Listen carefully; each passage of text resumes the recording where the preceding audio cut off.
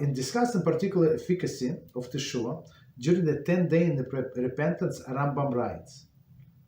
So it's a different place, 10-day of repentance.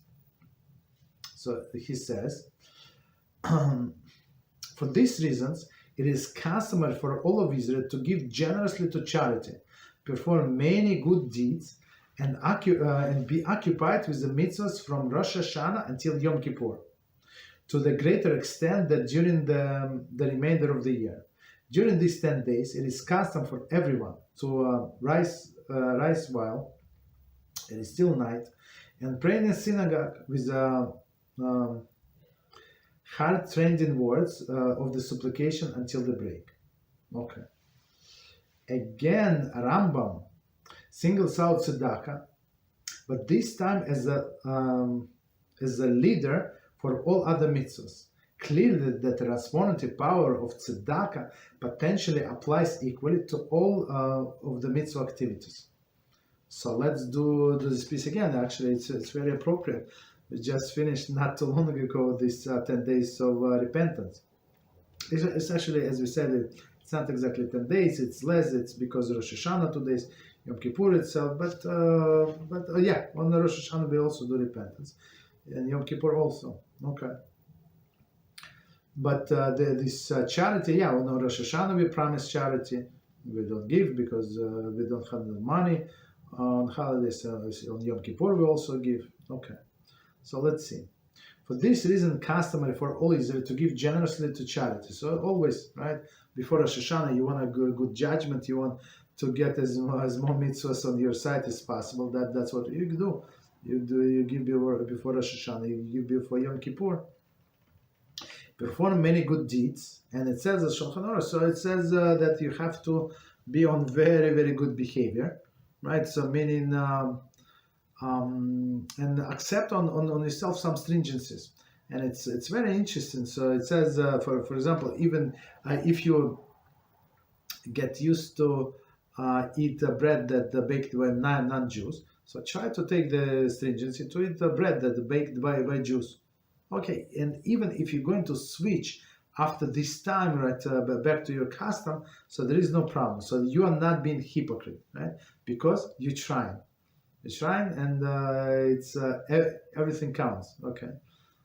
Of course, as we always say, we're trying to do like take up on ourselves something permanently. So that's more appropriate. Okay, so I have the whole list of things to take upon ourselves, right? So if somebody wants, of course, there are many things, and we mentioned during the classes, and none of them are stringencies. I would not recommend anybody to do stringencies, but halacha, right? Clear halacha, not to go lenient way, but to go straight way. That's what we recommend. No stringencies. Okay, so and to occupy yourself with mitzvahs from Rosh Hashanah until Yom Kippur. So there are many mitzvahs. Okay, to a great extent during the remainder of the year. So meaning what? Because Yom Kippur is appeal day. So you want to get ready to this appeal, to get okay, maybe it was a case 50-50 or you basically you don't know. So you're trying to bring collect as more and more mitzvahs on your side as much as possible. During the 10 days, the custom is to everyone to rise while it's still night and pray in the synagogue with a hard-trending words, supplication, daybreak. So now they refer to slichas that we do between the Rosh Hashanah and Yom Kippur. So it's very interesting. So in my shul, they try, since some people have to go to work, unfortunately, have no choice, right? They have to. I hope they go only because they have no choice, right? So we all try to accommodate them, of course. And so in this shul we have to finish. It's Ashkenazi shul. We have to finish exactly at the same time. So meaning what? That if the prayer is longer, so we start earlier. So now we start like in Chol HaMoed, we actually start at same time, almost the same, like 5 minutes, 10 minutes later maybe than we do slichas. That's very interesting. So for us, it's like every day is hard work. Baruch Hashem. So okay, so we start early. We ask Hashem. We praise Him. We ask for forgiveness. Continue. Again, Ramban singles out tzedakah, but this time is as a leader for all other mitzvahs. Okay. As we said before, in order to one mitzvah brings another mitzvah. So you do like the easiest mitzvah. I mean, not for everybody, but right, for greedy people is not the easy mitzvah, but for other people. So the easiest mitzvah is not to work on yourself, but just give money. But this mitzvah, so you give money in order why? In order to get the next opportunity to do another mitzvah.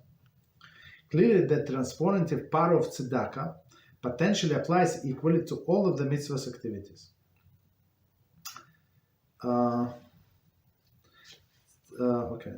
Tzedakah, therefore, truly belongs to the equation of Rav Amnon, right? So one does not go without another. Rav Amnon said, Teshuvah, Tefillah, and Tzedakah avert the evil decree. Right? That's how we started. The lofty place. Actually, before we continue, any questions on what we said so far? Before we forget.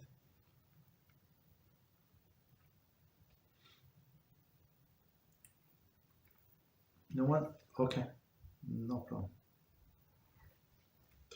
So if somebody wants to write up on the message board, so you can send and ask our friend Daniel to read for us.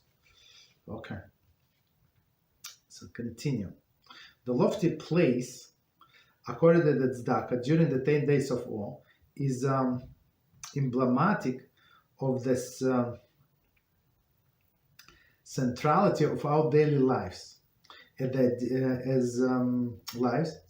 as ideal towards which we should strive. In fact, it is our obligation.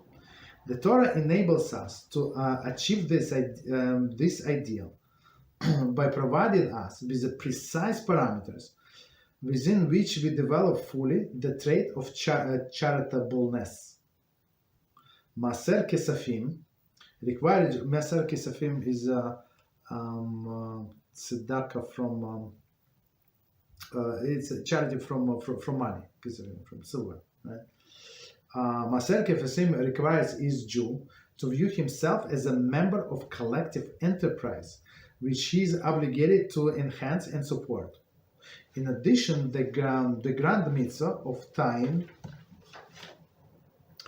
one's possessions, time one's possession, when viewed as a proper perspective, allows one to realize that his possessions are not entirely his alone, but in fact belongs to those in need. So that's very strong paragraph. So let's do it again, and we're going to explain.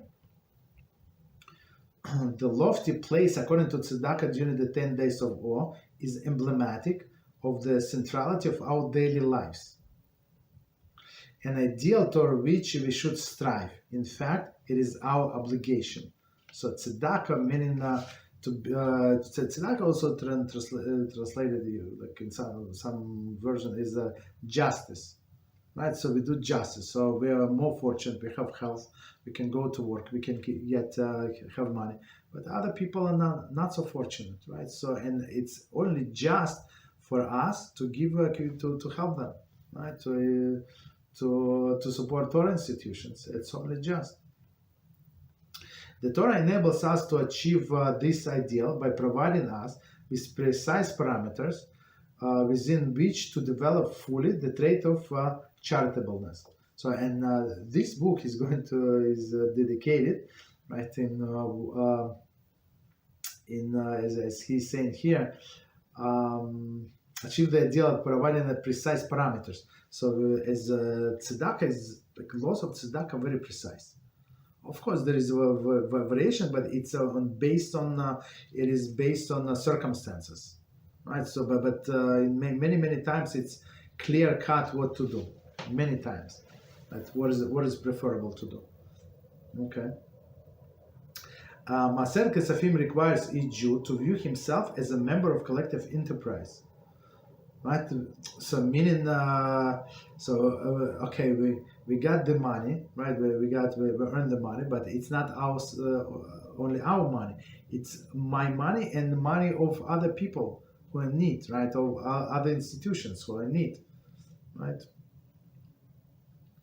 Okay, obligated to collective enterprise. He is obligated to enhance and support. So, and it does not say, yeah, it's very good of him, right? If he's going to support and Tzedakah Baruch. No. No. It's actually our obligation, and Hashem gave us 100%. But he said, you know what? Actually, it's not 100%. I give you 90% in honor that you, right? In order for you to give out 10 or 15 or 20, right? That's our obligation. So it's not our money. So it's our obligation actually to support. So when person gives tzedakah, he should not get any credit, right? Because that's our obligation. It's like person calls arayos and say, I am so and so, and you know what? I'm paid the taxes. These people are going to go after you. What do you mean? You call it like, what do you want? You want a prize? You probably cheated on tax. We have to investigate you.